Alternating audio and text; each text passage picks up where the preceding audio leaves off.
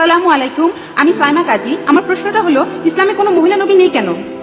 বোন, আপনি প্রশ্ন করলেন কেন ইসলাম ধর্মে কোনো মহিলা নবী নেই। কোরআন পরিষ্কারভাবে বলেছে যে পুরুষ হলো তার পরিবারের নেতা। তাহলে পরিবারের নেতাই যখন পুরুষ, তাহলে একজন নারী কিভাবে সমাজের সব মানুষকে নেতৃত্ব দেবে? এবারে দ্বিতীয় অংশে আসি। একজন নবী জামাতের নামাজের সময় সাধারণত ইমামতি করেন। আর আমি আগে বলেছিলাম যে নামাজের বিভিন্ন ভঙ্গি, যেমন কায়াম, রুকু, সেজদা, দাঁড়ানো, মাথা নোয়ানো, আর উপর হয়ে সেজদা, যদি এগুলো মহিলা নবী করতেন তাহলে পেছনে যারা নামাজ পড়বে তাদের অসুবিধা হতো। আর এছাড়াও দেখবেন যে নবীজি সাধারণ মানুষের সাথে প্রায় প্রতিদিনই দেখা করতেন। কোনো মহিলা নবী থাকলে ইসলাম পুরুষ ও নারীর অবাধ মেলামেশার অনুমতি দেয় না।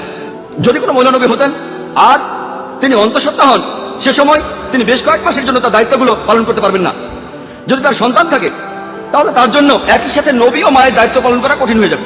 একজন পুরুষই ভালোভাবে নবীর দায়িত্ব পালন করতে পারবেন। আশা করি উত্তরটা